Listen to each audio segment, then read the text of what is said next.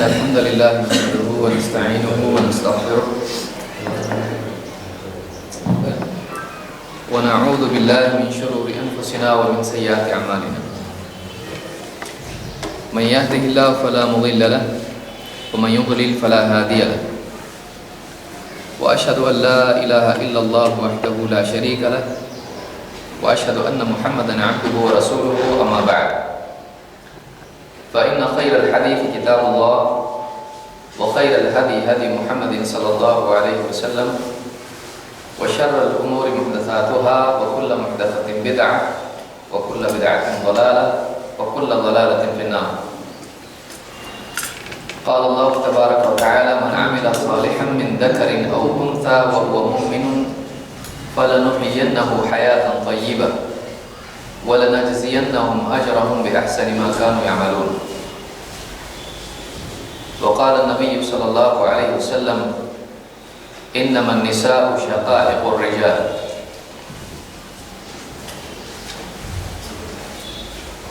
میرے دینی بھائیوں اور قابل احترام ماں بہنوں، اللہ تعالیٰ نے آخرت کی کامیابی کا وسیلہ اور شرط دو چیزوں کو رکھا ہے. ایک تو یہ کہ انسان کے پاس ایمان ہو، ایسا ایمان جو شرک، کفر اور نفاق سے بری ہو،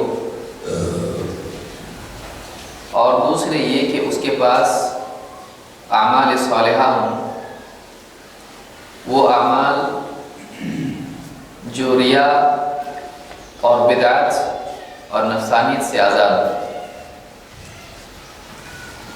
اگر ایک انسان آخرت میں ایمان اور عمل کے ساتھ اللہ کے ہاں جاتا ہے تو اللہ تعالیٰ نے اس کے لیے جنت کا وعدہ کر رکھا ہے.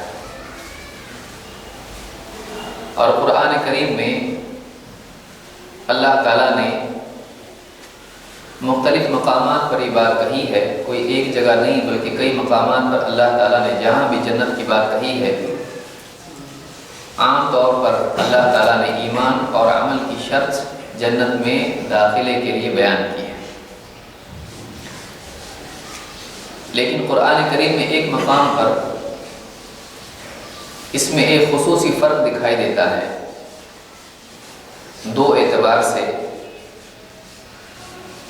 ایک تو یہ کہ اس مقام پر اللہ تعالیٰ نے مردوں کے ساتھ خصوصی طور پر عورتوں کو بھی، خواتین کو بھی ذکر کیا ہے.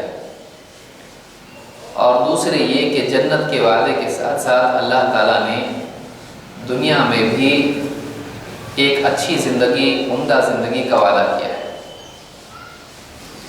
قرآن کریم میں سورۃ النحل میں آیت نمبر 97 میں اللہ تعالیٰ نے فرمایا من عمل صالحا من ذکر او انثی، جو کوئی نیک عمل کرے چاہے وہ مرد ہو یا عورت، وہ مؤمن بشرطے کہ وہ مومن ہو، فَلَنُحْيِيَنَّهُ حَيَاةً طَيِّبَةً، تو ایسے ہر شخص کو ہم حیات طیبہ عطا کریں گے، ایک پاکیزہ اور عمدہ زندگی عطا کریں گے.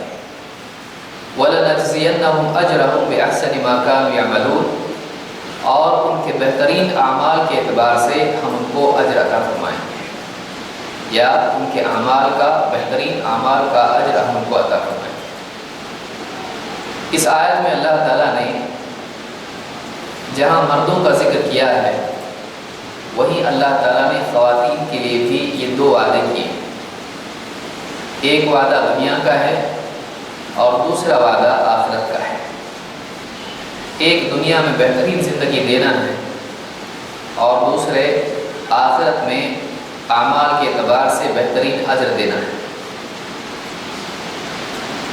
اللہ تعالیٰ نے دنیا میں مرد اور عورت میں فرق رکھا ہے. اللہ تعالیٰ نے مرد کا دائرہ الگ رکھا، عورت کا دائرہ الگ رکھا. مرد کی صلاحیتیں، قوت کے اعتبار سے عورت کے مقابلے میں الگ رکھی.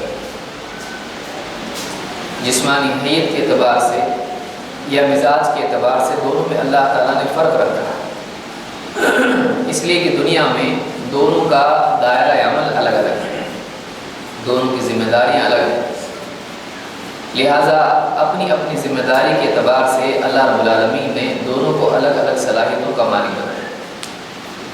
یہ اللہ کی طرف سے ناانصافی نہیں ہے، بلکہ اللہ رب العالمین کی طرف سے صلاحیتیں مناسب ذمہ داری کے اعتبار سے مناسب صلاحیتوں کا دینا ہے،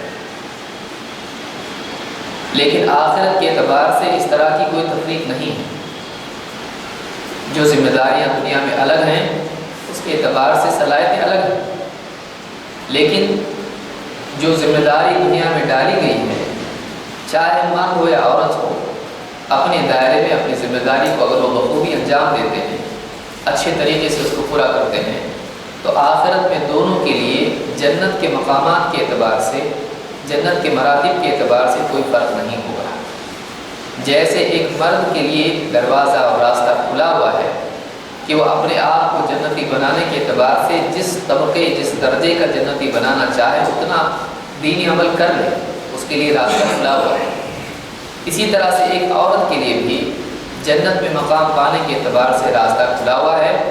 ایسا نہیں ہے کہ عورت کے لیے کچھ محدودیتیں ہوں، دنیا میں عورت کے لیے حدود ہیں، حجاب کا معاملہ ہے یا اس کا عملی دائرہ ہے، اس کے اعتبار سے اللہ تعالیٰ نے شریعت میں اس کے لیے حدیں رکھی ہیں، لیکن آخرت کے مراتب کے اعتبار سے چاہے وہ جس مرتبے پر جانا چاہے اپنے اعمال میں اس مرتبے کا ثبوت دیتے ہوئے وہ اپنے آپ کو اس کی اہل بنا سکتی ہے۔ دنیا کے احکام اللہ تعالیٰ نے جو بھی مردوں کے لیے دیے ہیں، بنیادی طور پر وہ تمام احکام عورتوں کے لیے بھی ہیں، الا یہ کہ اس میں کوئی خصوصیت مردوں کی ہو یا عورتوں کی ہو۔ اسی لیے جب بھی قرآن و سنت میں خطاب مردوں سے ہوتا ہے، اس میں اپنے آپ خواتین بھی شامل ہو جاتی ہیں۔ یہی وجہ ہے کہ اللہ کے نبی صلی اللہ علیہ وسلم نے فرمایا انما النساء شقائق الرجال، عورتیں مردوں ہی کی طرح ہیں یا مردوں کی شقائق ہیں۔ شقائق کہتے ہیں ایک چیز میں سے دوسری چیز کو نکالا جائے، ایک چیز کا دوسرا ٹکڑا جس کو آپ کہتے ہیں۔ تو اہل علم نے اس حدیث کے بارے میں کہا کہ انما النساء شقائق الرجال کا مطلب یہ ہے کہ عورتوں کا معاملہ مردوں ہی کی طرح ہے، اگر کوئی حکم اللہ کا مردوں کے لیے ہے تو وہ عورتوں کے لیے اپنے آپ ہو جاتا ہے، اس لیے کہ دونوں کا معاملہ برابر ہے۔ پھر کچھ احکام شریعت کے ایسے ہیں جن میں مردوں کو عورتوں سے الگ کیا گیا ہے، اور کچھ احکام ایسے ہیں جن میں عورتوں کو مردوں سے الگ کیا گیا ہے، جیسے حجاب کا مسئلہ عورتوں کے لیے مردوں کے لیے نہیں، اور اسی طرح سے معاش کا مسئلہ مردوں کے لیے ہے، عورتوں پر اس کی ذمہ داری نہیں ڈالی گئی ہے۔ تو اس حدیث سے بات معلوم ہوتی ہے، اور اسی طرح سے اس آیت سے بھی بات معلوم ہوتی ہے کہ اللہ تعالیٰ کا دین، اللہ کے احکام اور اللہ کے وعدے جیسے مردوں کے لیے ہیں عورتوں کے لیے بھی ہیں۔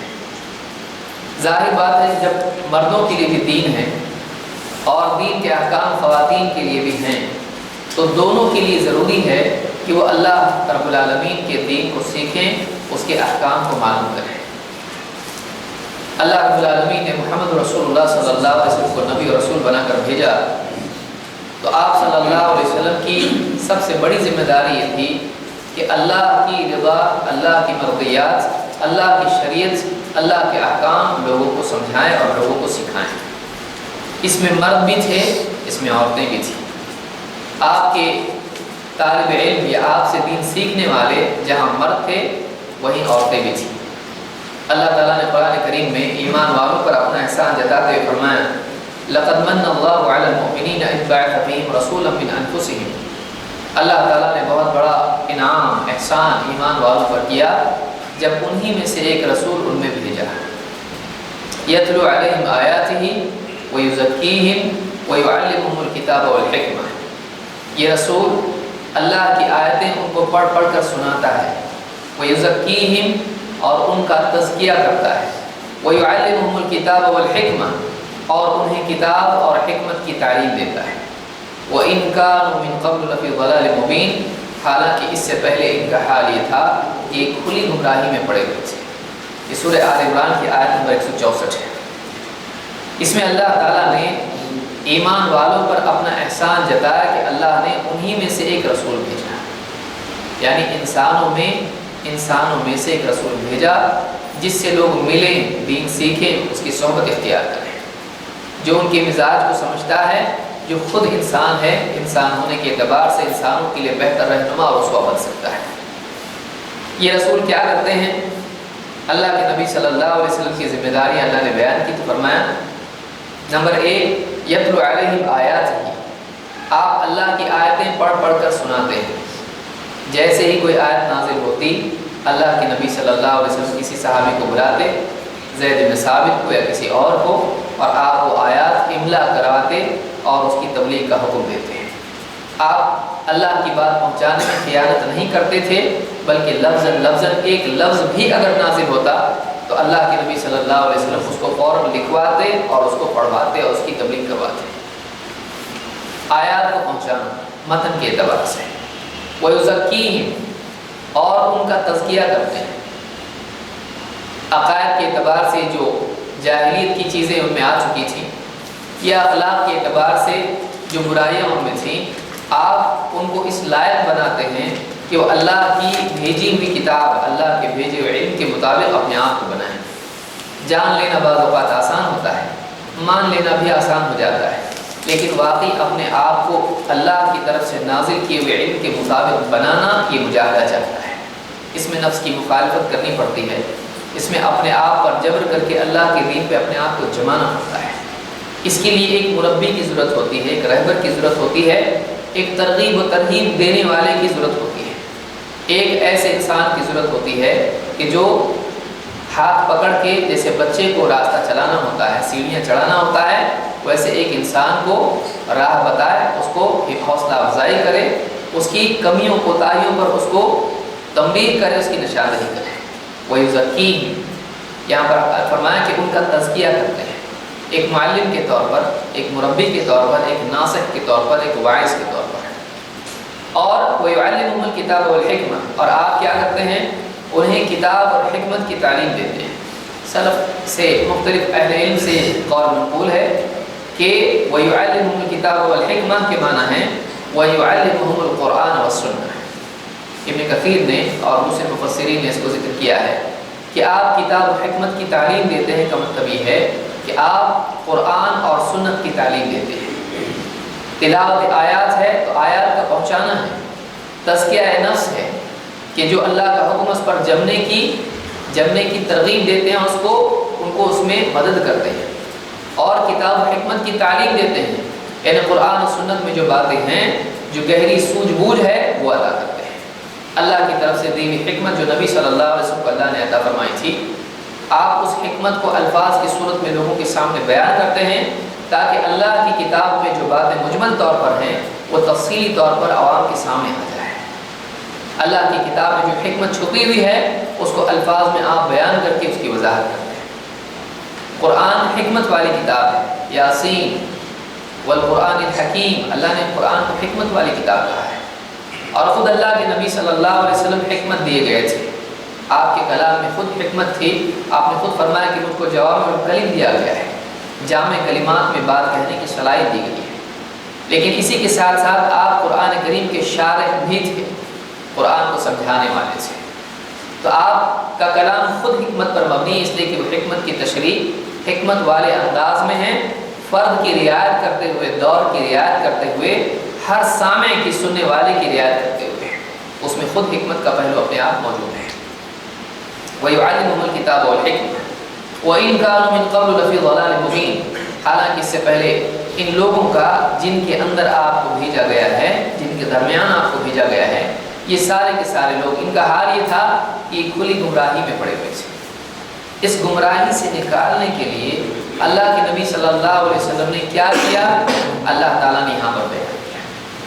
یہ جو کام رسول نے کیے ہیں، یہ جو رسول آئے ہیں اور انہوں نے جو کام کیا ہے، اس کام سے پہلے، ان کے آنے سے پہلے لوگ گمراہی میں تھے۔ جب آپ آئے، دنیا میں تشریف لائے، آپ نبی، آپ کو نبوت اور رسالت دی گئی، جب آپ نے یہ سلسلہ شروع کیا، تبلیغ آیات، تعلیم کتاب و سنت، کتاب و حکمت، اور اسی طرح سے تزکیہ نفس، جب آپ نے یہ کیا تو اس کے بعد وہ سماج جو بگڑا ہوا سماج تھا وہ سماج بہترین سماج، یہاں تک کہ ساری انسانیت کے لیے اسوہ اور نمونہ بن گیا ہے۔ اللہ کے نبی صلی اللہ علیہ وسلم نے اس دور کے افراد کے بارے میں فرمایا خیر الناس قرنی، سب سے بہترین لوگ وہ ہیں جو میرے اپنے دور کے ہیں۔ تو سب سے بہترین لوگ وہ کیسے بنے؟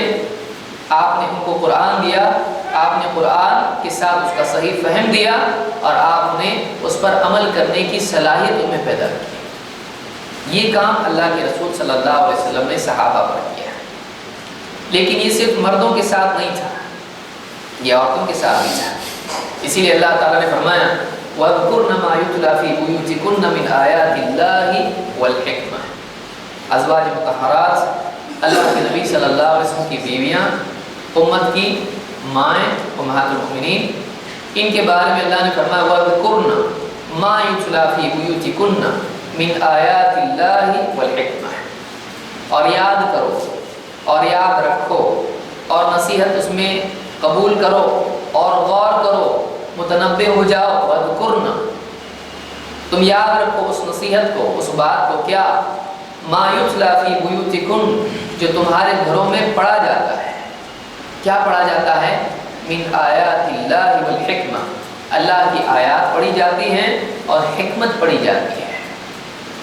دیکھیں یہاں پر اللہ تعالیٰ نے دو چیزیں ذکر کی جن کا تذکرہ اللہ کے نبی صلی اللہ علیہ وسلم اپنے گھروں میں اپنی بیویوں کے سامنے بھی کرتے تھے۔ جہاں آپ قوم کے معلم تھے، مردوں کے معلم تھے، وہیں پر آپ خواتین کے بھی معلم تھے، اور خصوصاً اپنے گھر میں بھی معلم تھے۔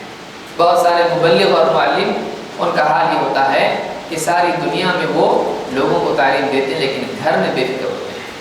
اللہ کے نبی صلی اللہ علیہ وسلم ساری انسانیت کے معلم تھے، مربی تھے۔ آپ جہاں باہر لوگوں کو مسجدوں میں، بازاروں میں، میدان جنگ میں اور ہر حال میں تبلیغ یعنی تعلیم کا اہتمام کرتے تھے، وہیں آپ اپنے گھر میں بھی گھر کی خواتین کے سلسلے میں اس بات کو ملحوظ رکھتے تھے۔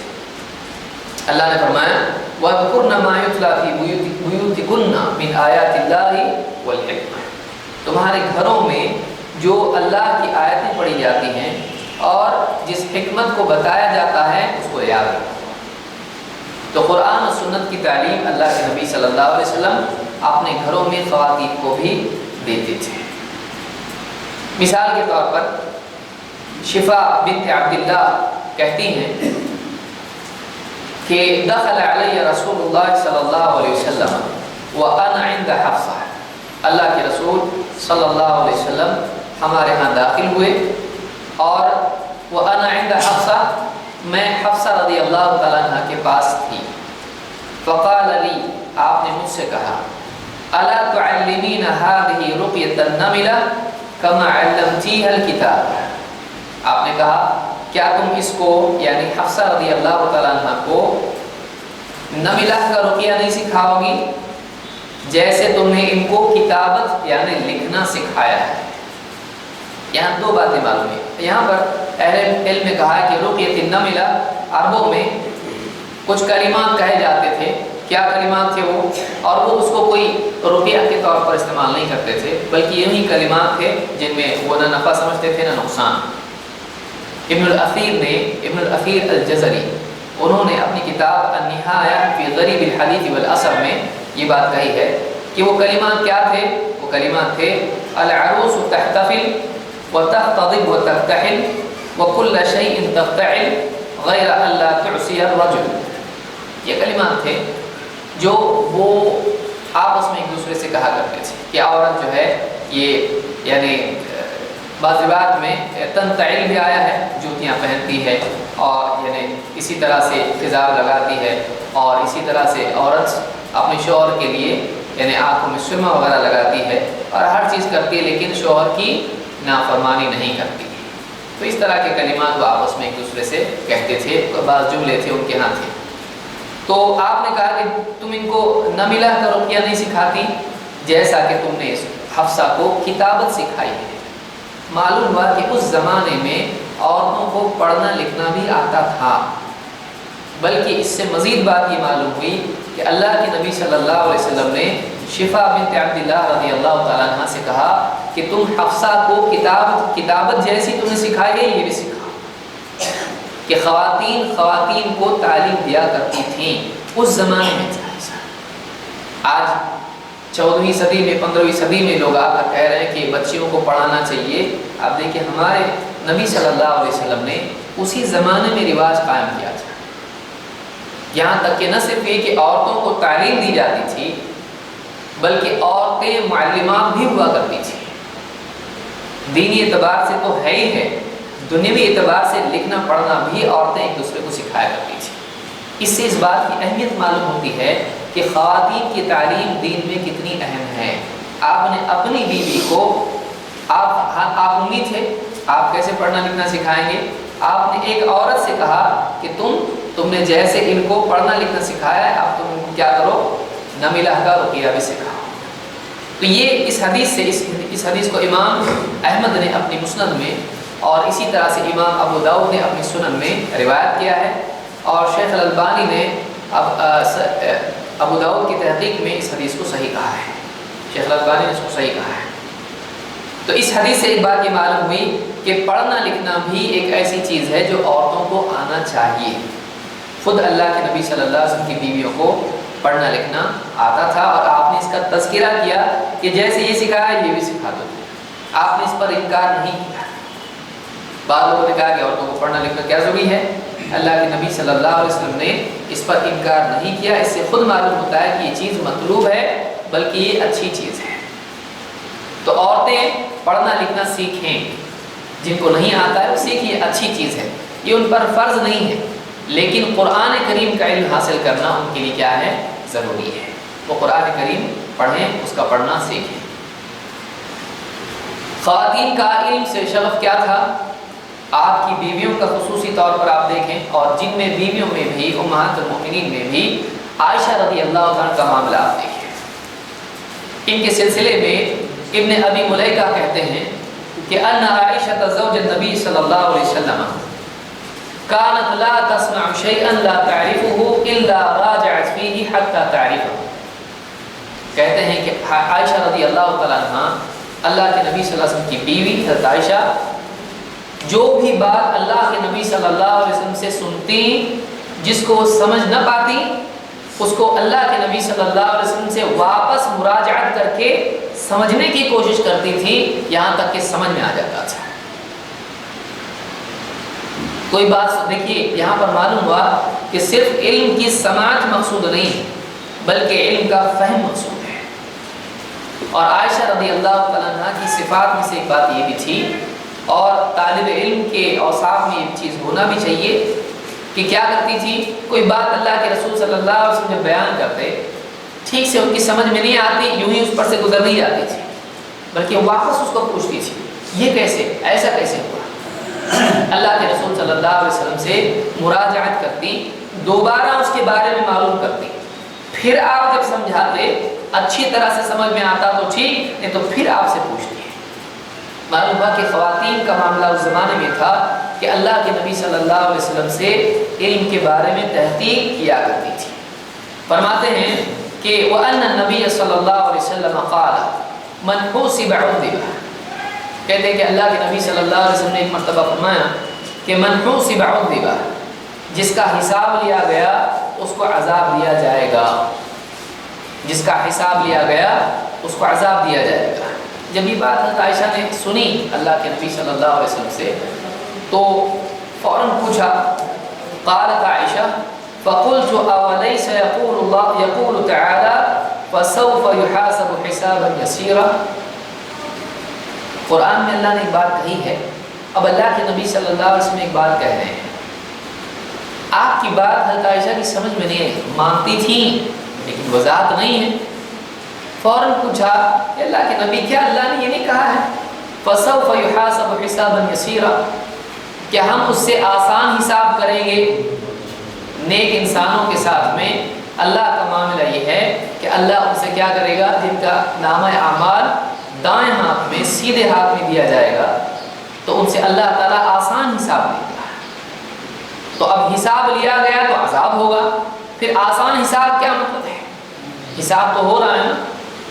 دیکھیے حضرت عائشہ کتنا غور کر رہی ہے، وہ حدیث سننے کے بعد میں پھر قرآن کی جو آیت جان رہی ہیں اس کو اس کے ساتھ ملا کر دیکھ رہی ہے، نہیں سمجھ میں آ رہا ہے کہ ایک طرف حدیث ہے کہ حساب لیا گیا تو عذاب ہے، اور ایک طرف قرآن کی آیت ہے کہ حساب آسان بھی ہو سکتا ہے اور آسان حساب والا جنت میں جائے گا۔ تو پھر حساب ہی سے جب آدمی کو عذاب ہے تو آسان حساب بھی تو حساب ہوا، پھر وہ جہنم میں کیوں نہیں، وہ جنت میں کیسے؟ بظاہر ان کو دونوں میں اشکال پیدا ہوا کہ کیا مطلب ہے اس کا۔ فوراً اللہ کے نبی صلی اللہ علیہ وسلم سے پوچھا، یہ ان کے فقہ کی تفقہ کی دلیل تھی اور حرص علم کی دلیل تھی۔ علم کا حریص انسان کا ہونا یہ اس بات کی علامت ہے کہ آدمی جب نہیں سمجھتا ہے تو پوچھتا ہے، ورنہ لوگ سنتے کئی باتیں، ٹھیک ہے بھائی نہیں سمجھ میں آیا کوئی بات نہیں، چلو آگے بڑھو۔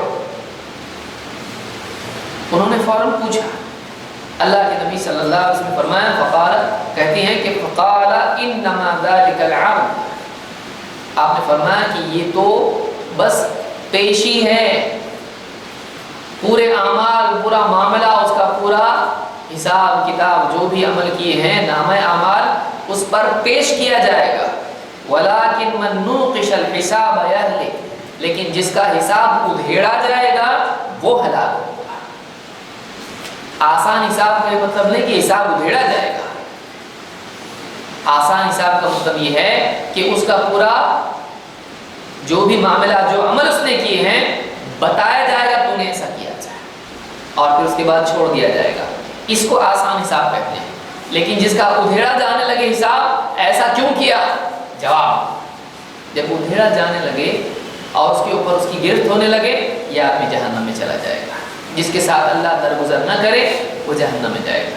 تو ایک حدیث حضرت عائشہ رضی اللہ تعالیٰ عنہا نہیں سمجھ پائیں، اس کو ان کو وہ حدیث اس کو سمجھی کہ یہ قرآن کے بظاہر الگ دکھائی دے رہی، دونوں باتیں الگ دکھائی دے رہی، تو انہوں نے آپ صلی اللہ علیہ وسلم سے پھر مراجعہ، آپ نے پھر سمجھایا، تب جا کے بات سمجھ میں آئی کہ آپ جس حساب کے بارے میں کہہ رہے ہیں کہ حساب سے عذاب ہوگا، اس کا مطلب یہ ہے کہ وہ حساب ہے کہ حساب ادھیڑا جائے گا، اور قرآن میں جو حساب آیا ہے آسان حساب، اس کا مطلب حساب ادھیڑنا نہیں ہے، بلکہ اس کا مطلب کیا ہے؟ بس پیشی ہے کہ معاملہ بتا دیا جائے گا، تو نے ایسا ایسا کیا ہے، جا جنت میں تجھ کو معاف کیا۔ اس سے ایک بات یہ بھی امام بخاری نے کتاب العلم میں اس کو ذکر کیا ہے، اور اسی طرح سے امام مسلم نے کتاب الجنت وصفت نعیمها واہلها میں اس کو ذکر کیا ہے، یہ بخاری مسلم دونوں کی حدیث ہے۔ اس سے ایک بات یہ بھی معلوم ہوتی ہے کہ قرآن اور حدیث میں تعارض نہیں ہے۔ بعض اوقات ایک اچھے طالب علم کو بھی، سمجھدار انسان کو بھی قرآن اور حدیث میں بظاہر ٹکراؤ دکھائی دیتا ہے، لیکن اس میں ٹکراؤ نہیں ہوتا ہے۔ اگر مزید رجوع کرے اور اللہ کے نبی صلی اللہ علیہ وسلم سے مزید رہبریات ملے تو پھر بات بالکل واضح ہو جاتی ہے۔ بعض لوگ اس کو دلیل میں پیش کرتے ہیں، دیکھو عائشہ نے حدیث کا انکار کیا اور قرآن کے مقابلے میں اس کو دیکھا، تو ہم کہیں گے کہ ٹھیک ہے، اسی پہلے تو دلیل کس سے لے رہے آپ؟ حدیث سے۔ تو حدیث سے دلیل کیسے لیا؟ منکرین حدیث سے دلیل جب لے رہے تو حدیث سے کیسے دلیل لے رہے آپ؟ کیونکہ آپ تو حدیث کو مانتے نہیں۔ دوسرے یہ کہ کیا حضرت عائشہ رضی اللہ تعالیٰ عنہ نے جب حدیث اور قرآن میں بظاہر تعارض لگا، رجوع کس کی طرف کیا؟ قرآن کی طرف یا نبی صلی اللہ علیہ وسلم کے فرمان کی طرف؟ انہوں نے رجوع نبی کی طرف کیا ہے۔ جو معلوم ہے ان کی نزدیک خود حدیث حجت ہے، لیکن وہ سمجھ نہیں پا رہی اس کو، تو اللہ کے نبی صلی اللہ علیہ وسلم سے جب پوچھا، آپ نے مزید سمجھایا، تو حدیث کو قرآن کی بات پر فیصلہ حضرت عائشہ نے بنایا، اس کو قبول کر لیا، کیونکہ قرآن کی بات پر حدیث سے فیصلہ لیا کہ آپ کیا سمجھا رہے ہیں۔ یہ اصول زندگی بھر کے لیے یاد رکھیے کہ قرآن پر حدیث فیصلہ کرنے میں، یہ مثال خود ہے اور ایسی کئی مثالیں ہیں، چاہے اقیم الصلاۃ ہو یا آتوا الزکاۃ ہو، فیصلہ کہاں سے لیں گے آپ؟ کیسے اقیم الصلاۃ، کیسے آتوا الزکاۃ؟ حدیث سے فیصلہ لینا پڑے گا۔ کیوں؟ اس لیے کہ قرآن کی تشریح حدیث میں ہے۔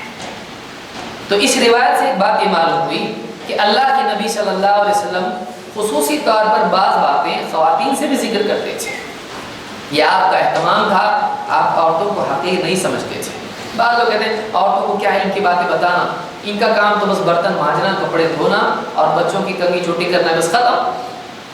लेकिन आप देखिए अल्लाह के नबी सल्लल्लाहु अलैहि वसल्लम अपने घर में अपनी बीवी से अकीदे का मसला बयान कर रहे हैं। फिर आपकी बीवी की सलाहियत देखिए, कुरान की आयत आपके सामने रख रही है अल्लाह के रसूल, फिर ये क्या है? फिर आप बता रहे हैं कि इसका ये मतलब है। लेकिन घर में डिस्कशन हो रहा है। हमारे घर में क्या डिस्कशन होता है? फलां की शादी है, उसको शादी में क्या देना है, बर्तन देना है, कपड़े देना है, क्या देना है, फलां बच्चे की फीस भरनी है, फलां चीज़ है, आपकी तनख्वाह कब है, मेरे लिए अब क्या लाओगे। आप बताइए, हमारे घरों में इस तरह के डिस्कशन होते हैं। लेकिन नबी के घर में क्या हो रहा है? हदीस नबी बयान कर रहा है, बीवी आयत बता रही है, फिर नबी फिर हदीस समझा रहा है, फिर आयत समझा रहा है। ये जो डिस्कशन इल्मी है, अल्लाह के नबी सल्लल्लाहु अलैहि वसल्लम औरतों को, अरे तुम ना करो, तुमको क्या मालूम, तुम्हारा काम नहीं, चलो भागो यहाँ से, आप ऐसे नहीं करते थे। तुम्हारी क्या औकात है, तुम इल्म की बात करो, तुमको क्या मालूम है कुरान। आपने ऐसा नहीं किया। आपने हज़रत आयशा को नहीं कहा ऐसा कि तुम्हारी क्या औकात है मुझसे बात करने की, मैं नबी हूँ, तुम मेरी बात के मुकाबले में दूसरी बात पेश करती हो। आपने डांटा नहीं। ये नबी का तरीका था कि तालिब इल्म के साथ में आप सख्ती का मामला नहीं करते थे, मर्दों के साथ भी नहीं करते थे और ख़वातीन के साथ भी नहीं करते थे। आपने उनको फिर और बात समझाई, आपने उनकी बात की कदर की, आपने उनके शुबे को ज़ाहिर करने की कोशिश की। खामोश बिठाना आपका तरीका नहीं था, बल्कि आप समझाते थे, आप मालिम थे, आप बेहतरीन मालिम थे। तो इस हदीस से कई बातें मालूम हुई, जितना आप इसमें गौर करें और भी बातें उसकी समझ में आ सकती हैं। तो एक बात ये मालूम हुई कि अल्लाह के नबी सल्लल्लाहु अलैहि वसल्लम खुसूसी तौर पर अपने घर में तालीम का इंतज़ाम आपका था और आपकी बीवियाँ आपसे इल्मी गुफ्तगू भी किया करती थीं, आपसे इश्कालात के जवाब तलब करती थी। आप कभी डांट भी देते थे अगर ऐसी चीज़ दिखाई दे घर में जो शरीयत के खिलाफ हो, तो आप अपने घर में कभी नाराज़गी का इजहार भी करते थे। मिसाल के तौर पर आयशा रज़ियल्लाहु अन्हा फरमाती हैं कि अन्हा इश्तरत नुमरुक़तन फ़ीहा तसावीर, उन्होंने एक नुमरुक़ा, एक बिछाने की चीज़ या तकिए के लिए भी इस्तेमाल होता है, ख़रीदा। कवर उस पर जो था उसके ऊपर क्या था? तस्वीर थी, उस पर तस्वीरें थी, इमेजेस थी, उसके ऊपर पिक्चर्स थे उस पर। फ़क़ाम नबी सल्लल्लाहु अलैहि वसल्लम बिल बाब फ़लम यदख़ुल, आप दरवाजे पे आके खड़े हो गए और घर में दाखिल नहीं हुए, दरवाजे पे खड़े हो गए, अंदर नहीं। आपको बाहर से दिखाई दे रहा है कि जो है तस्वीर है। फ़क़ुल्तु अतूबु इलल्लाहि मिम्मा, फ़क़ुल्तु कहते हैं कि मैंने कहा अतूबु इलल्लाहि मिम्मा अज़नबतु। आयशा डर गई, चेहरे को देख के समझ लिया गुस्सा है और घर में नहीं आ रहे हैं, क्या बात है। फ़ौरन कहने लगी कि मैं अल्लाह से तौबा करती हूँ, अल्लाह के रसूल क्या गलती हो गई मुझसे, क्या गुनाह कर बैठी मैं, मेरे से क्या ऐसा हो गया कि आप नाराज़ होकर बाहर खड़े हो, आ नहीं रहे घर के अंदर। क़ाल मा हाज़िही नुमरुक़ा, आपने कहा ये तकिया कैसा है, ये तकिया कैसा, यानी तस्वीर वाला तकिया, ये तकिया कहाँ से आया, ये क्या तकिया है, ये कैसी तस्वीर है।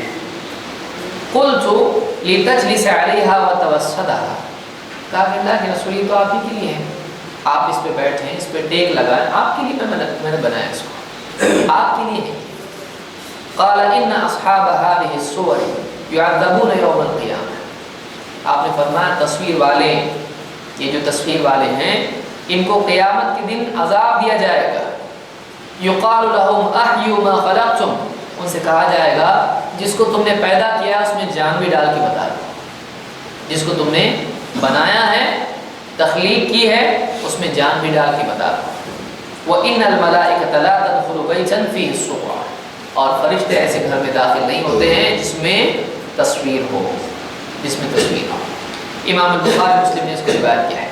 तो आप यहाँ नाराज़ भी हुए क्योंकि आपका अपना घर है और आपकी बीवी ने फ़ौरन भांप लिया आपको, इतनी समझदार थी और सहाबा वाकई इतने समझदार थे कि अल्लाह के नबी सल्लल्लाहु अलैहि वसल्लम के चेहरे मुबारक को देखकर फ़ौरन महसूस कर लिया करते थे कि आप नाराज़ हैं।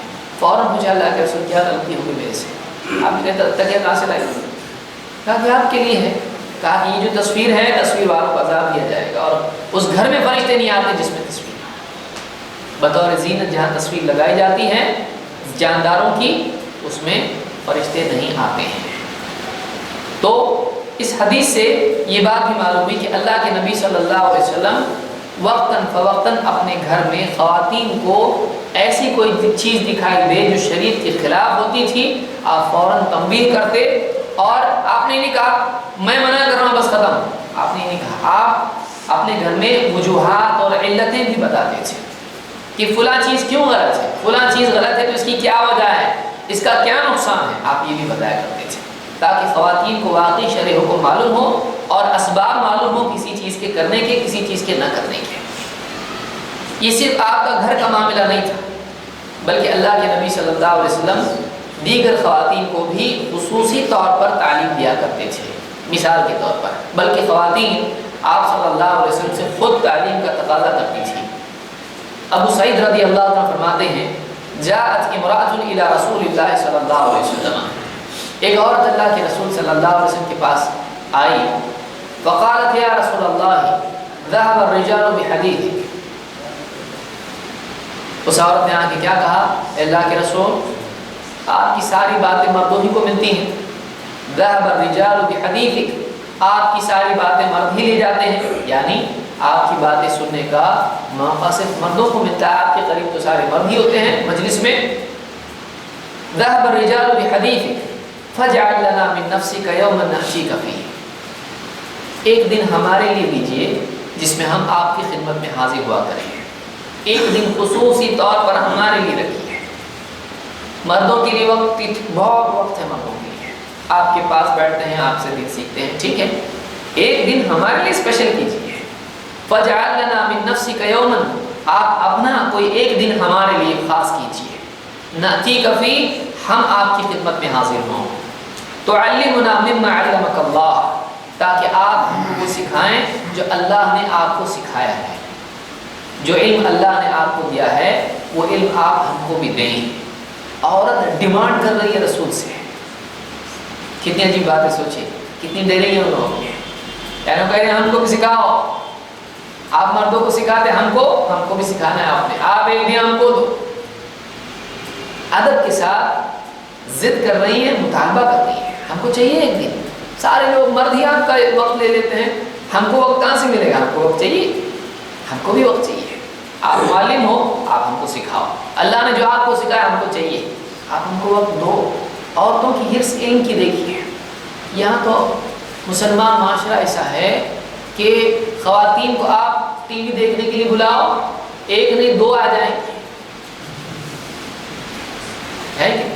اور غیبت کے لیے تو پورا محلہ جمع ہو جائے گا، ایک بات بتاؤ فلاں کی تو پورا گاؤں جمع کر سکتی ہے عورت سے، نہیں سننے والا بھی بتاؤ، مجھ کو بھی بتاؤ کیا ہوا ہے، لیکن قرآن سنت کی بات سننا ہے، ہاں یہ قرآن سنت ہے ٹھیک ہے، وہ تو ہمارے مرد جاتے ہیں سننے کے لیے، یہ فرض کفایہ جو ہے کہ دین کو ہم نے فرض کفایہ بنا دیا ہے، اور گناہوں کو فرض عین بنا دیا ہے، ہر آدمی کہتا ہے کہ تم اکیلے کرو گے میں بھی کروں گا، تو آپ دیکھیے کہ خواتین ہیں وہ کہہ رہی ہیں آپ کے وقت میں سے ہم کو بھی چاہیے، جو اللہ نے آپ کو علم دیا ہے وہ علم ہم کو بھی چاہیے، اور ہم کو ایک دن خاص کیجیے اس میں سے۔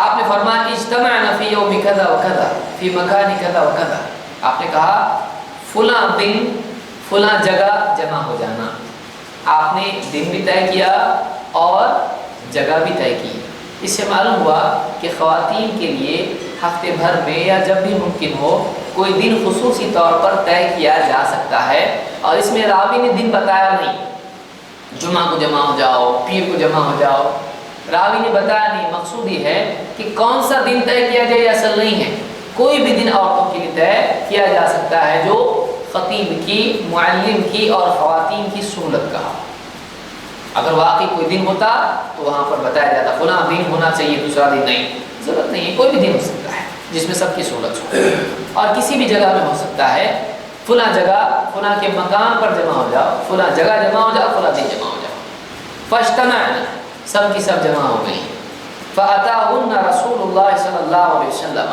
فعلمهن مما علمه اللہ، فرماتے ہیں کہ پھر اللہ کے نبی صلی اللہ علیہ وسلم وہاں تشریف لے گئے اور اللہ نے جو علم آپ کو دیا آپ نے اس میں سے ان کو بھی سکھایا، ثم قال، پھر آپ نے اسی میں سے ایک بات یہ بھی کہی، ما منکن امرأۃ तुक़द्दिमु बैन यदैहा मिन वलदिहा सलासतन इल्ला कान लहा हिजाबन मिनन नार। आपने कहा तुम में से कोई भी औरत जिसने अपने आगे 3 बच्चे भेजे हों, जिसके 3 बच्चे फौत हुए हों, मौत उनको आई हो, आपने फरमाया वो उसके लिए जहन्नम से हिजाब आड़ बन जाएंगे, उसको जहन्नम में जाने नहीं देंगे, उसके लिए जहन्नम से रुकावट बन जाएंगे, उनके सबब वो जन्नत में जाएंगे।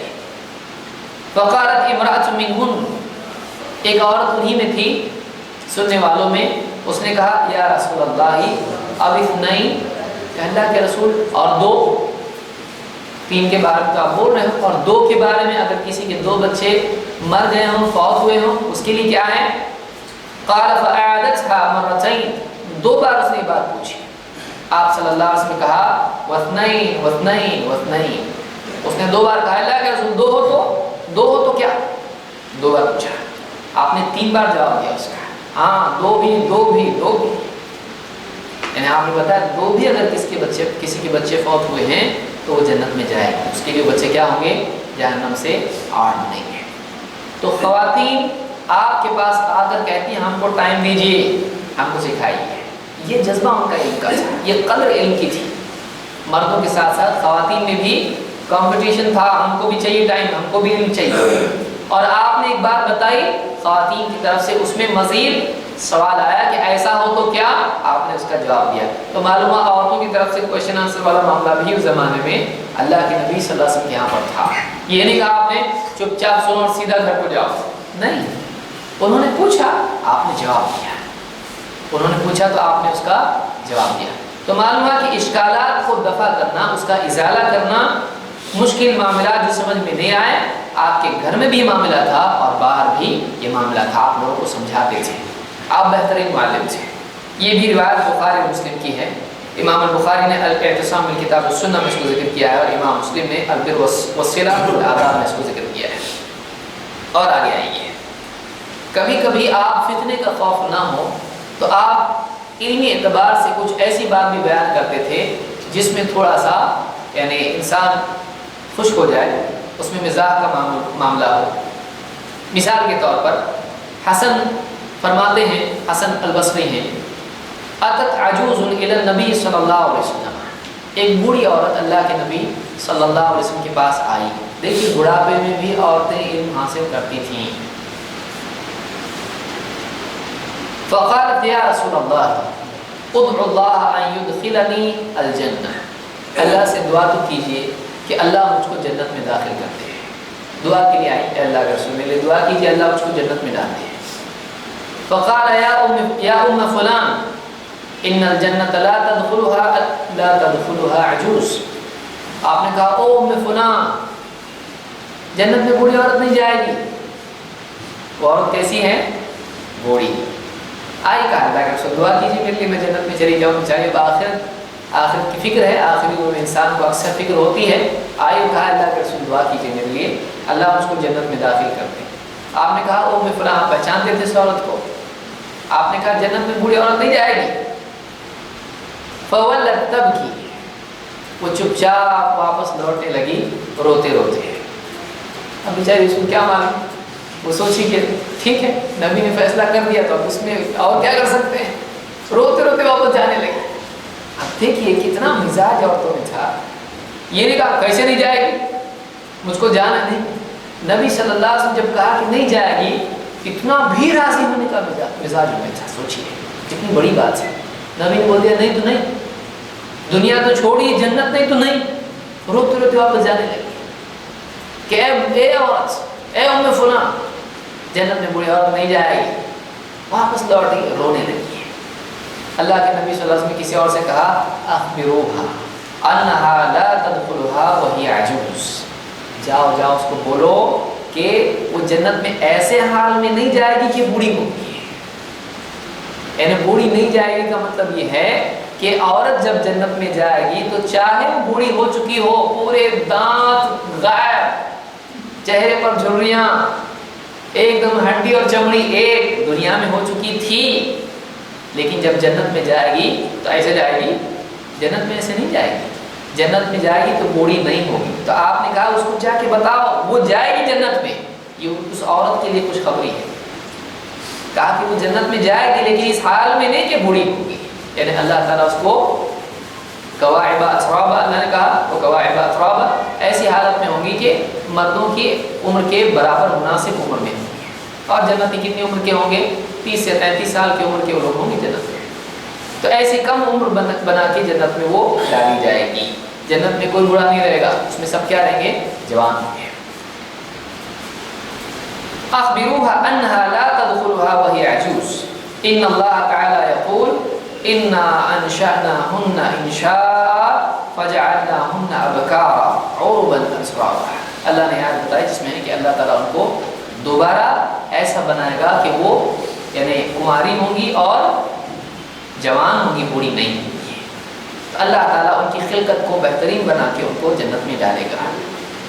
تو یہ جو ہے یہ امام الترمذی نے اپنی کتاب الشمائل المحمدیہ میں اس کو ذکر کیا ہے، اور شیخ ناصر الدین الالبانی نے مختصر شمائل میں اس کو حسن کہا ہے.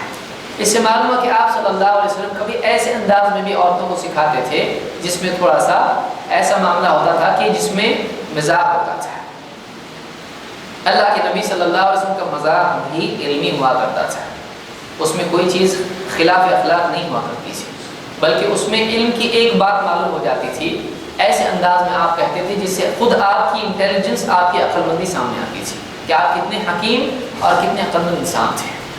اور آگے آئیے، ابن عباس رضی اللہ عنہ کہتے ہیں جاءت امرأة الى رسول اللہ صلی اللہ علیہ وسلم فقالت یا رسول اللہ ان امی ماتت وعلیہا صوم نذر افاصوم عنہا. کہا کہ اے اللہ کے رسول، میری والدہ کا انتقال ہو چکا، میری والدہ کی موت ہو گئی، ماں کی موت ہو گئی، اور ان پر نذر کے روزے تھے. نذر کے روزے تھے، کوئی نذر کر لیں کہ میں بیمار سے ٹھیک ہو گئی تو میں انشاءاللہ 2 روزے رکھوں گی، یا اس طرح کی کوئی نذر، جان بچ گئی میری فلاں طوفان میں تو میں روزے رکھوں گی.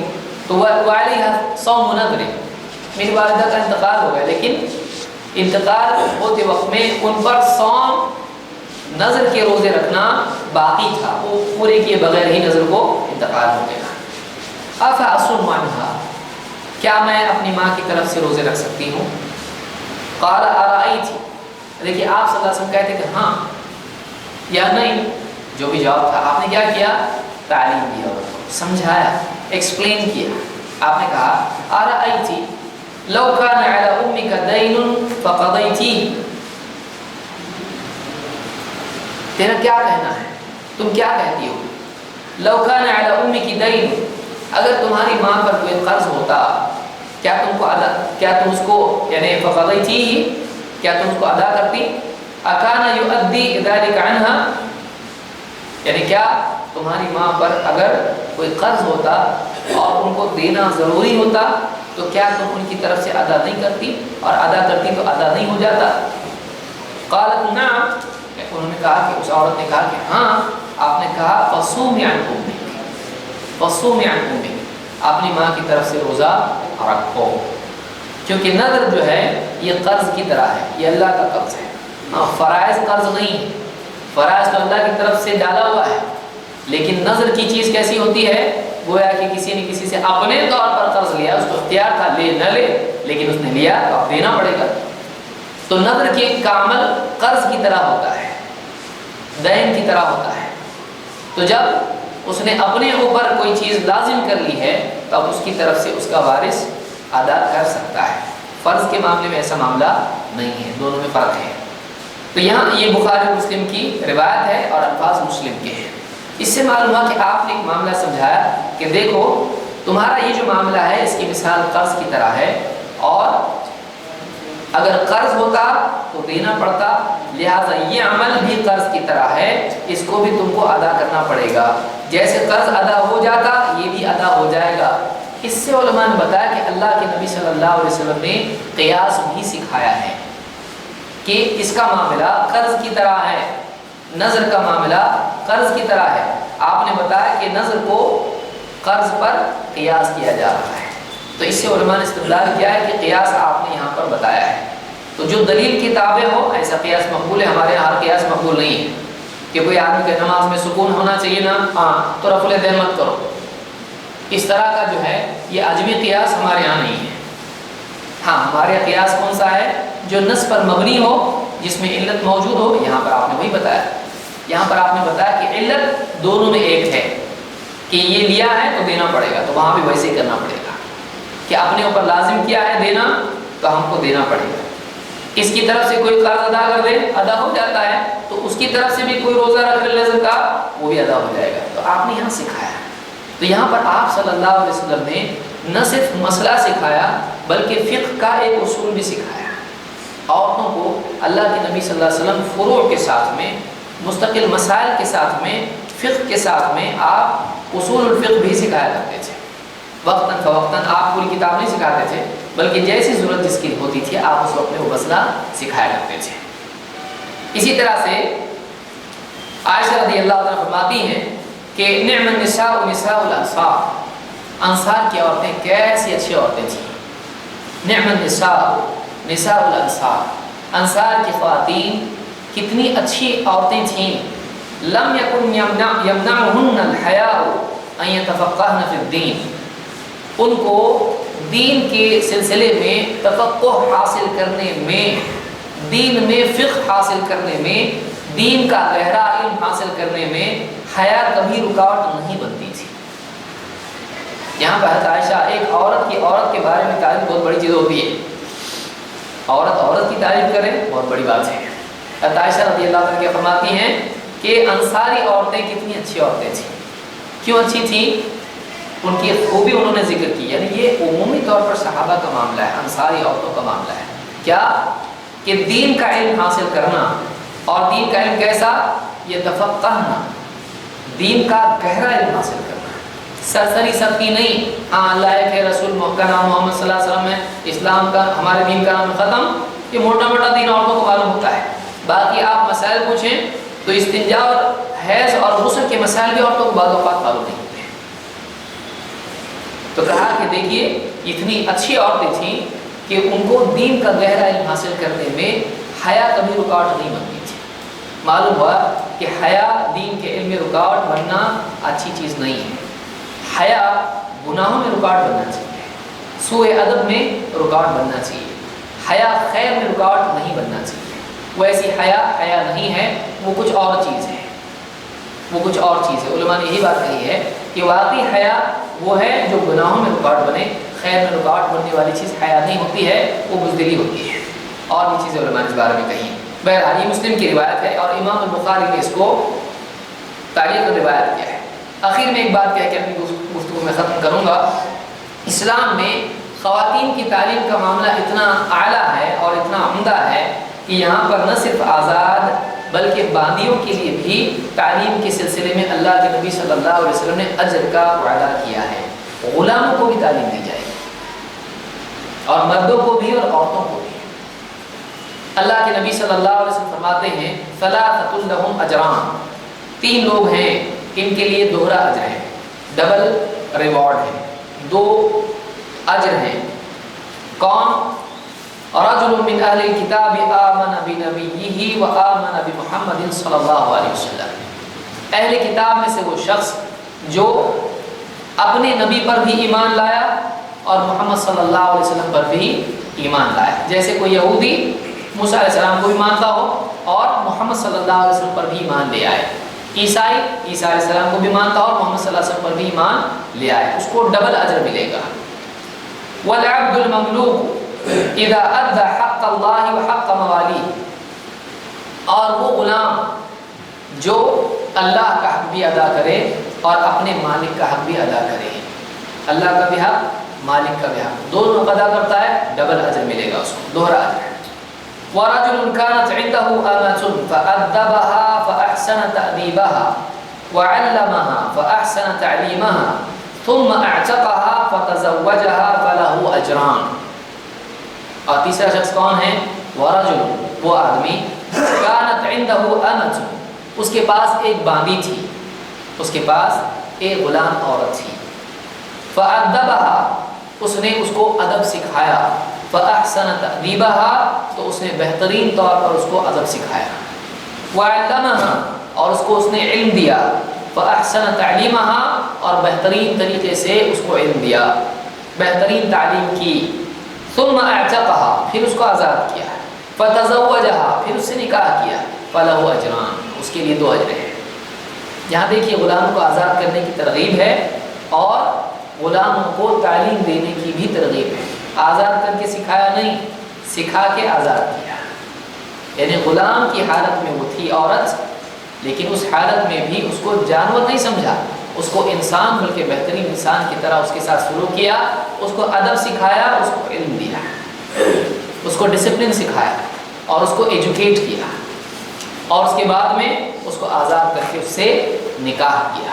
یعنی غلام کا سٹیٹس آپ دیکھیے کہ اس کو آزاد کیا جائے اور اس سے نکاح کیا جائے، اس سے آدمی کی عزت کم نہیں ہوتی ہے۔ اسلام نے غلاموں کو عزت دی، ورنہ آج بھی آپ دیکھیں تاریخ میں، آپ دیکھیں غلاموں کے ساتھ جانوروں کا سلوک کیا گیا ہے۔ تو آپ نے یہاں پر فرمایا ثُمَّ أَعْتَقَهَا فَتَزَوَّجَهَا فَلَهُ أَجْرَانِ، پھر اس کو آزاد کیا، اس کے ساتھ میں نکاح کیا، اس کو کیا ہے 2 اجر ہیں، اس کو 2 اجر ہیں۔ اس کو امام البخاری نے کتاب العلم میں اور امام مسلم نے کتاب الایمان میں ذکر کیا ہے، اور ابو موسیٰ اشعری اس کے راوی ہیں۔ تو یہ کچھ باتیں تھیں جو علم سے متعلق تھیں۔ ہمارے یہاں پر کچھ کمیاں اس سلسلے میں ہیں، وہ یہ کہ بچیوں کو دنیا کا علم دیا جاتا ہے، دین کا نہیں۔ دین کا علم دیا بھی جاتا ہے تو کتنا قرآن پڑھ لے تاکہ تیرا نکاح ہو جائے، اگر رشتے کے لیے لوگ آئیں تو بتانے کے لیے کم سے کم بات رہے کہ ہماری بچی کا قرآن ختم ہوا ہے۔ قرآن کیا ختم ہوا ہے؟ پورے ختم ہو گیا ہے، ایسا ختم ہوا ہے کہ اب پڑھتی نہیں، وہ ہمیشہ کے لیے ختم ہو گیا ہے۔ تو قرآن ختم کرنا، کسی کو علم سمجھ لینا، یہ علم کا خاتمہ ہے، یہ مصیبت ہے۔ علم اس کو عقائد معلوم ہو، اس کو احکام معلوم ہو، اس کو اخلاق معلوم ہو، اسلامی اخلاق کیا ہے، اس کو اسلامی آداب معلوم ہو، اس کو جو موٹے موٹے دین کے ایسے مسائل جو تجارت سے متعلق ہے اس کو معلوم ہو، یہ بچیوں کو سکھانا چاہیے، اس کی تعلیم دینا چاہیے۔ اور کالج میں بچیاں جاتی ہیں، کالج میں جاتی ہیں بالکل ماڈرن ہو جاتی ہیں، پھر وہ اپنے آپ کو اس سماج، اس ماحول، اس معاشرے کے مطابق ڈھالنے کے لیے سب سے پہلے اسلام سے اپنا دامن چھڑا دیتی ہیں۔ وہ سمجھتی ماڈرن بننے کے لیے حجاب ضروری نہیں ہے، وہ سمجھتی ماڈرن بننے کے لیے ہاتھ میں موبائل لے کر دوسروں سے، اجنبی لوگوں سے بات کرنا ضروری ہے، وہ سمجھتی ہیں کہ ہم کو یعنی کالج کے پروگرامز میں جا کر ان کے ساتھ میں زیب و زینت کا اظہار کرنا ضروری ہے۔ یہ ساری خرافات بچیوں میں آتی ہے اور مائیں خاموش دیکھتی رہتی ہیں۔ دنیا کا جو علم ہے اس کا اپنا ایک فائدہ ہے، لیکن یہ علم اگر اسلام سے آزادی کے ساتھ میں ہے تو یہ مصیبت ہے۔ اسلامی حدود میں رہ کر اگر ایک بچی پڑھتی ہے، اسلام کو کوئی پرابلم نہیں ہے۔ اگر کالج جاتی ہے جہاں پر صرف بچیاں پڑھتی ہیں اور وہاں پر ایجوکیشن حاصل کرتی ہے، کوئی مسئلہ نہیں، لیکن اس لیے علم حاصل کر رہی کہ ایئر ہوسٹس بنے، اپنی زینت کا اظہار کرتے ہوئے پلین میں لوگوں کے ساتھ ان کے بیلٹ باندھے، یا اس طرح سے اور کوئی چیز تاجر بنے، ایک دم ادھورے کپڑے پہن کر ماڈلنگ کرے، اس طرح کی جہالت اگر مسلمان بچیوں میں آتی ہے تو یہ آخرت اور دنیا دونوں کی بربادی ہے۔ دنیا میں ذلت ہے اور آخرت میں جہنم ہے۔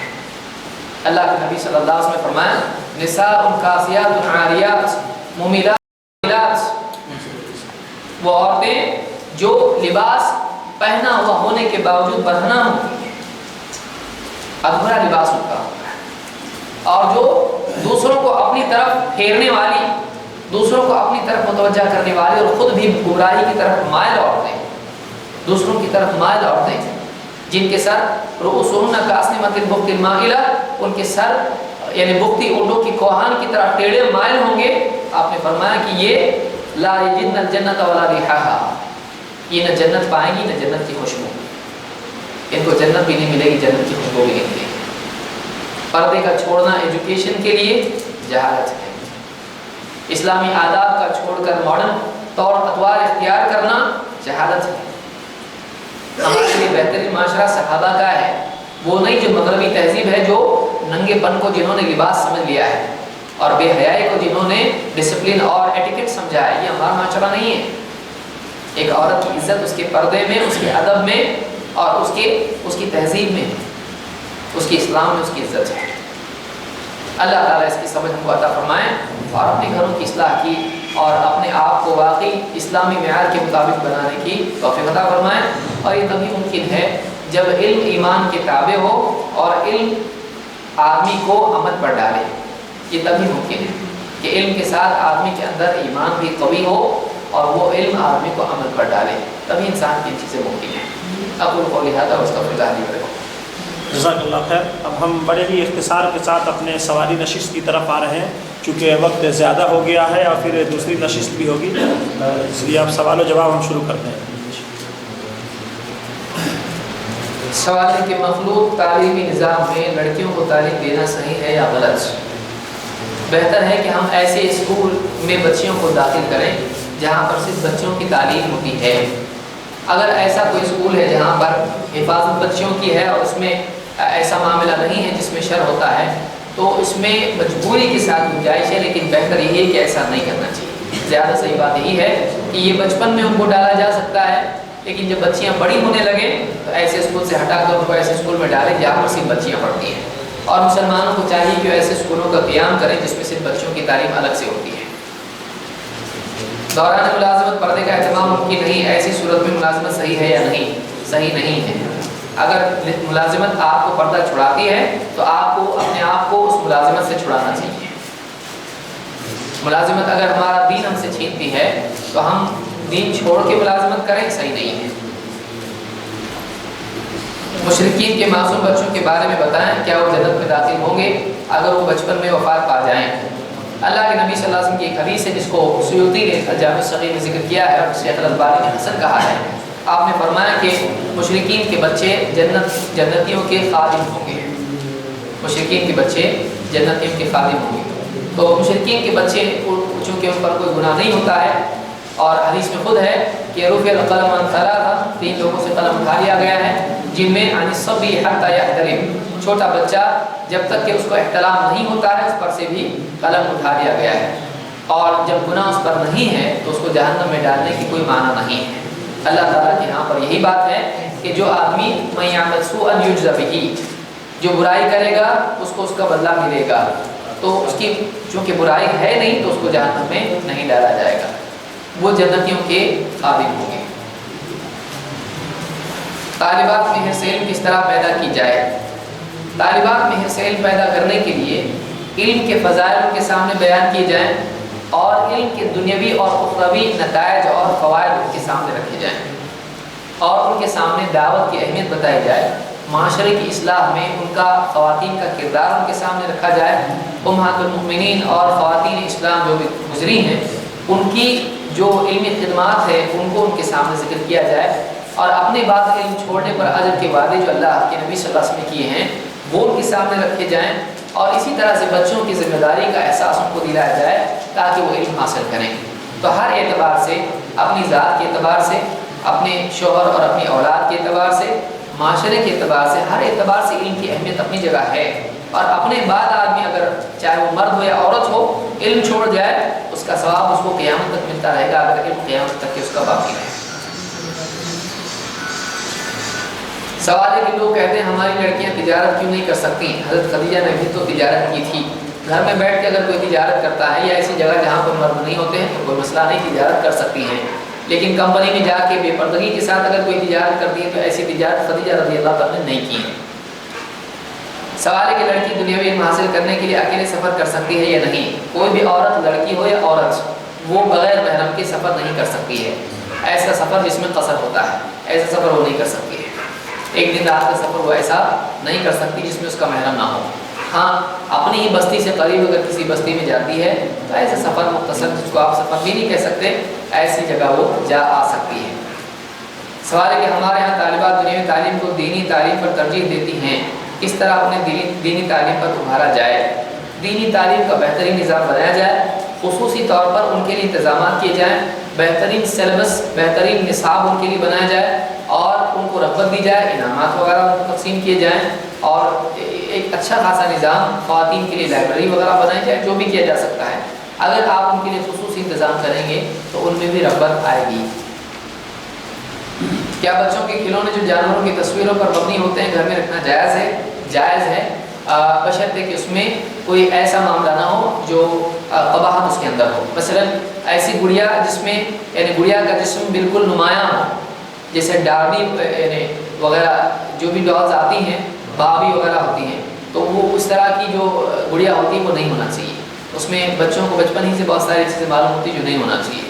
ہاں اگر موٹے موٹے بھونڈے قسم کے کھلونے ہیں ٹھیک ہے، کوئی مسئلہ نہیں ہے. حضرت عائشہ رضی اللہ عنہ کا ایک گھوڑا تھا جس میں پر تھے، اس سے معلوم ہے جاندار کا بھی کھلونا رکھا جا سکتا ہے. اللہ کے نبی صلی اللہ علیہ وسلم نے اس کو دیکھ کے انکار نہیں کیا.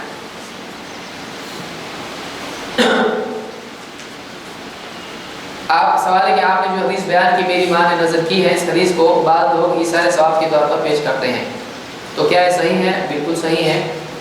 شیخ عثیمین وغیرہ نے اور دوسرے علماء نے بھی اس طرح کی حدیثوں سے استدلال کیا ہے کہ اگر اولاد اپنے ماں باپ کی طرف سے کوئی نیکی کرے جس میں صدقے کا پہلو پایا جاتا ہے تو اس کو ثواب، ان کو ماں باپ کو ثواب ملے گا. اور اولاد اگر ماں باپ کی طرف سے حج یا عمرہ یا اس طرح کی کوئی عبادت کرتی ہیں تو ان کو ثواب ملے گا بشرطے کہ اس کا ثبوت ہو. ہاں مخصوص اعمال میں یہ ہے، یہ نہیں کہ قرآن کریم کی تلاوت کریں اور ثواب پہنچائیں، کہ آیت کریمہ پڑھیں ثواب پہنچائیں، 700 مرتبہ سبحان اللہ پڑھیں ثواب پہنچائیں، اس کا ثبوت نہیں ہے. صدقات کا ثواب ملتا ہے، اس طرح سے اہل علم نے کہا ہے. ابن کثیر نے بھی وَأَلَّيْسَ لِلْإِنسَانِ إِلَّا مَا سَعَىٰ کے تحت یہ بات کہی، اور امام شافعی کا قول بھی اس سلسلے میں ذکر کیا ہے. تو جن چیزوں کا ثبوت ہے ان کے بارے میں کہا جا سکتا ہے، باقی چیزوں کو اس پر قیاس کرنا صحیح نہیں ہے. پردہ پوش خواتین کے لیے خوشبو کا کیا حکم ہے؟ پردہ پوش خواتین کے لیے خوشبو کا یہ حکم ہے کہ وہ اپنے گھروں میں اپنے شوہر کے لیے خوشبو لگا سکتی ہیں، لیکن ایسی خوشبو جو بہت ہی دھیمی ہو، جو قرب سے محسوس ہوتی ہے. اور خوشبو لگا کر وہ گھروں سے باہر نہ نکلیں، تو یہ اگر نکلتی ہیں تو آپ صلی اللہ علیہ وسلم نے بہت سخت بات ان کے بارے میں کہی کہ جو عورتیں خوشبو لگا کر باہر نکلتی ہیں تاکہ دوسروں کو اپنی طرف متوجہ کریں تو وہ زانیہ ہیں. آپ نے یہ بھی بات کہی ہے، فَهِيَ زَانِيَةٌ وَكُلُّ عَيْنٍ زَانِيَةٌ. آپ نے کہا اور ہر آنکھ جو اس کو دیکھتی ہے اس عورت کو وہ بھی زانیہ ہے. تو عورت خوشبو لگائے، جیسے جمعہ کی حدیثوں میں آپ نے فرمایا کہ جمعہ کے لیے مرد خوشبو لگا کر آئے چاہے اپنی بیوی کی خوشبو کیوں ہو.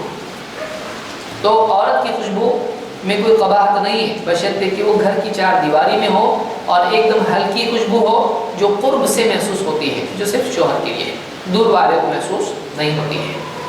اور بعض باتیں اور بھی علماء نے کہی کہ عورت کی خوشبو وہ ہے جو دکھائی دیتی ہے اور اس کی خوشبو بہت ہلکی ہو، اور مرد کی خوشبو وہ ہے جو دکھائی نہیں دیتی ہے لیکن وہ خوشبو زیادہ ہو.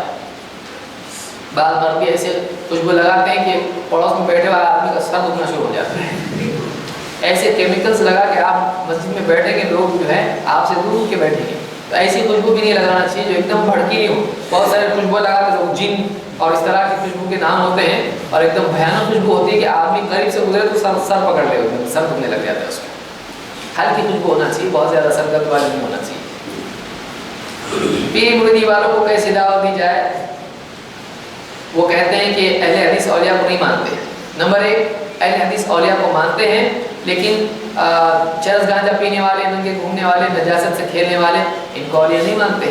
گالی دینے والے، جوتے پھینک کے مرید بنانے والے، ایسے لوگوں کو اہل حدیث اولیاء مانتے ہیں نہیں. اولیاء کیسے ہوتے ہیں؟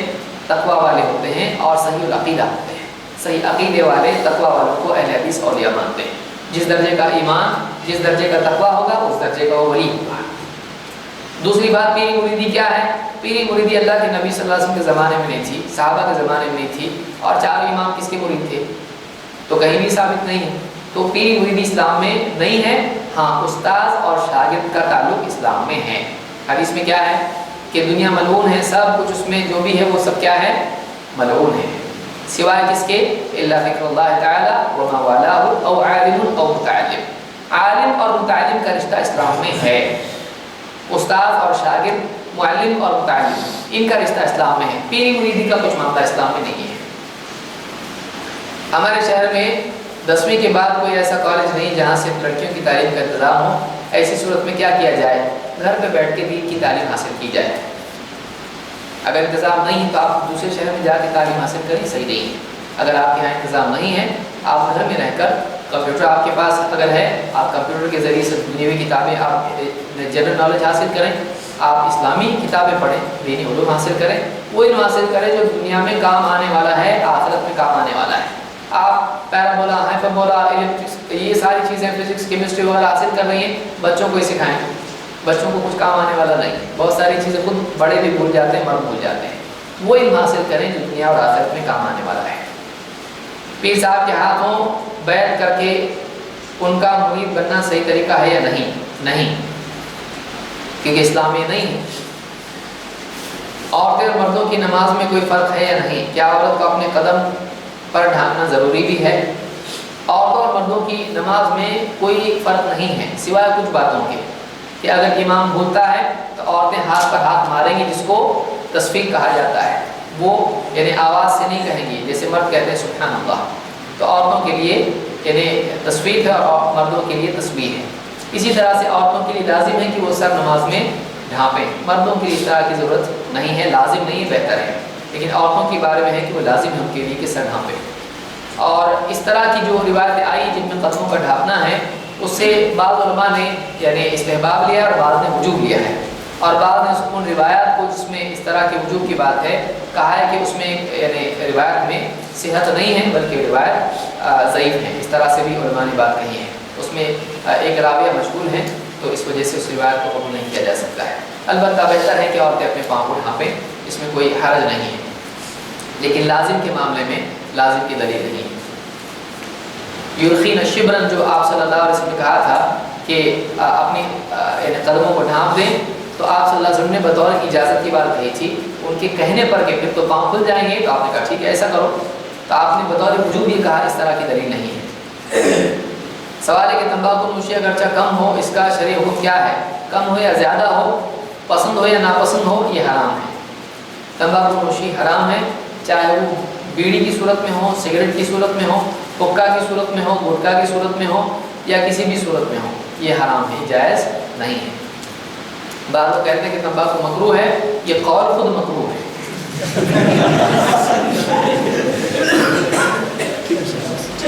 जज़ाकल्लाह खैर।